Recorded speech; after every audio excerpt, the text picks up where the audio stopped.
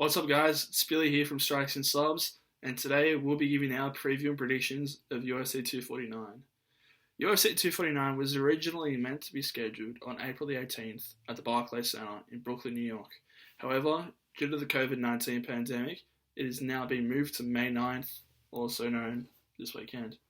I want to stress that these predictions are purely our opinions. You're fine and entitled to have your own. We're not experts, we're simply fans and enthusiasts. On the early prelims, we have Ryan Spann versus Sam Alvey. We also have Bryce Mitchell versus Charles Rosa. And in the final fight of the early prelims, we have Vicente Luque taking on Nico Price. Now with the prelim card, this is stacked. In the middleweight division, we have Uriah Hall versus Ronaldo Jacare Souza. This is going to be nuts, an insane fight with both men with big knockout power. I personally think Souza will get the win in this, but could go either way. After that, we've got the women's strawweight bout between Cara Esparza versus Michelle Waterson. Again, real coin flip here. I'm probably going to go with Esparza on this fight. After that, we have Alexei Oleinik taking on the returning Fabricio Verdum. I don't know why anybody's not making a big deal of this. He's a former world heavyweight champion. And he's coming back in this contest. In the prelims. What? But anyway, I'm going to take Doom in this fight. They're both ground experts, so it's going to be a standout battle, 100%. I just reckon Doom's going to find a way to knock him out. Former heavyweight champion, he's going to do it. Next, for the final card in the prelims, we have Donald Cerrone taking on Anthony Pettis. Crazy fight. Crazy that it's in the prelims. I personally think Anthony Pettis will take the win here. It sort of seems that both men are going on a slight decline. They could both still do it, don't get me wrong, but I feel that both men are sort of going down a bit instead of going up towards the contendership of their respective divisions. Especially given this is at welterweight, I do give slight more of an advantage to Cerrone. However, I personally see Pettis getting this done in a decision victory. Moving on to the main card, we have Yorgan De Castro versus Greg Hardy. Greg Hardy versus Yorgan De Castro, two big heavyweight boys, relatively new to the UFC. This one is a massive coin flip for me. I'm personally going to go De Castro. In his last fight, he went to Australia and knocked out Justin Taffer in his backyard. That's pretty crazy. Greg Hardy, on the other hand, he's pretty raw. He's a fairly raw prospect. He's won a few fights in his UFC beginnings. In his first fight, he had a DQ loss, which is pretty disappointing. But yeah, it's both men with massive power. De Castro for the win. Next up, Jeremy Stephens versus Calvin Kattar. Now, this fight again is a fight that anyone can realistically win. Jeremy Stephens, Calvin Kattar, both fairly similar fighters. Stephens and Kattar both recently lost as a beat, and I really don't know how to separate these guys. Personally, I feel that Stephens, like I've done, Cerrone is slightly on a decline, whereas Calvin Kattar is slowly starting to go a bit up. But this is a very stacked division, so you never know what's going to happen. I, however, think that Jeremy Stephens is going to find a way to get the win here. He wants to make one last big hurrah to the top before he retires, and I have Jeremy Stephens by way of decision. Ladies and gentlemen, now joining me to give their predictions for the rest of the card is friend of the channel and fan of the UFC, Mitchell Rebecki. Cheers, Bolshy, for having me on the pristine channel. It's an honour and a privilege. Starting with Francis Ngannou versus Rozenstruik. I think this could be the best fight of the night. You have two weapons fighting each other in the octagon, and I think the fact that it's the third event of the evening is just a testament to how good this card truly is. Starting with Rozenstruik, he's 10-0 in UFC history with a glorified kickboxing past. I think with an undefeated fighter, it's a sign that they haven't reached their ceiling in public eyes and they have a lot of untapped potential. So I don't think we truly know how good he can be. I think he's the type of guy which, proven with great fights, could be someone that he's gone under the public's eye and he could be a great fighter. He's coming up against Francis Ngannou, however, who is possibly the most feared fighter and puncher in the UFC. Both of these guys have tremendous knockout power and knockout history. Ngannou is looking like an absolute weapon at the moment. just from watching video clips of him, of course that's not a sign of how he'll go in the fight, but he looks like he's prepared well and truly outstandingly for this fight.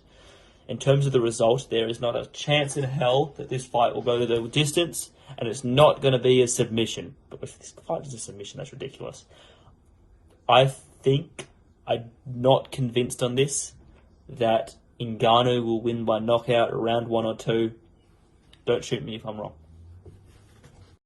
Francis Ngannou versus Jairzinho Rozenstruik, the two biggest punches and potentially the two best punches in the division in this one fight.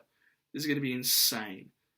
Both men have got the ability to knock one another out really quickly. I think this has got no chance of going out of the first round. It is staying in this round. It is going to finish in this round. Who's going to get that finish, though, and who's going to get the win? For me, it's Francis Ngannou. He's been deserved of a title shot for years now, maybe 2 or so years. Miocic has gone out. Cormier's gone out. Cormier's fought Jones. But it's Francis Ngannou's time. I personally think he's going to defeat Rozenstruik here. He's going to go on to face the winner of DC versus Stipe. And I honestly think he could get the win there as well. But Francis Ngannou knocks out Jairzinho Rozenstruik, round number 1. Next up in the co-main event is bantamweight champion Henry Cejudo taking on the challenger Dominic Cruz. So the co-main event of the evening, it's Dominic Cruz and Henry Cejudo. I think this is a really interesting matchup and could be up there with one of the most fascinating fights of the night. Henry Cejudo, of course, one of the most dominant pound-for-pound fighters in the competition.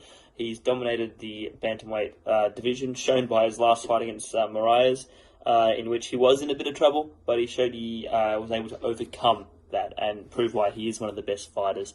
He's coming up against Dominic Cruz, who, in my opinion, is one of the best, if not the best bantamweight in the history of the UFC. His record speaks for himself. I believe it's 20-2. He hasn't fought since that loss to Cody Garbrandt, which was actually one of the first fights I did watch as a UFC fan. I really do like Cruz. He is one of my favourite fighters. I think it's a bit of an ask after over 3 years out of the competition to come and take down Henry Cejudo. I actually compare it a lot to the Mayweather-McGregor fight, which I know is a completely different realm, but I think, just like McGregor was, I think Cruz could be a little bit out of his aspect in this one. I think he does have the ability to prove that he is one of the best fighters ever, but I think Cejudo wins this one. I think he wins it by decision. I think Cejudo wins it by decision. Cruz sticks around, but Cejudo, unanimous decision. Henry Cejudo versus Dominic Cruz. Dominic Cruz making his return after about 3 years. Henry Cejudo, Triple C, bend the knee, how you doing? This is going to be a really good fight. Both extremely good wrestlers. Henry Cejudo, madman, funny man, some would say. Cruz, on the other hand, he's got a bit of ring rust, but some people don't even say ring rust is a real thing. I think when it's been 3 years, it has to be a factor somewhat. His coaches are saying that he's the fittest that he's ever been, but Cejudo is also looking very, very ripped for this fight. Although I personally want Dominic Cruz to win this fight, I believe that Henry Cejudo will get the win via a unanimous decision. And finally in the main event, Tony Ferguson taking on Justin Gaethje for the interim UFC Lightweight Championship. So the main fight of the night, Tony Ferguson versus Justin Gaethje for the interim lightweight title. This is a true war of attrition in terms of which fighter can wear down the other fighter the most, truly.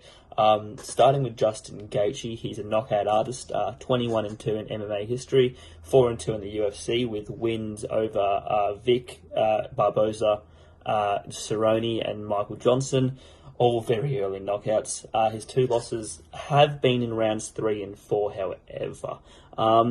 I think if Justin can be true to his form and land early and capitalise on his opportunity, he has a true chance in this fight. I don't think this fight is straight edge. I think it could genuinely go either way. Moving on to Tony Ferguson, of course, he's on a 12-win streak, undefeated for how long? He has been preparing for a fight against Khabib.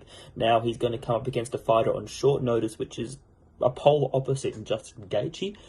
I don't think this is going to have a big impact on the fight, however, for a fighter like Tony Ferguson, who can acclimatise himself to any condition. His unorthodox style is going to cause a hassle for anyone, especially Justin Gaethje, who I think definitely is a great fighter in this aspect.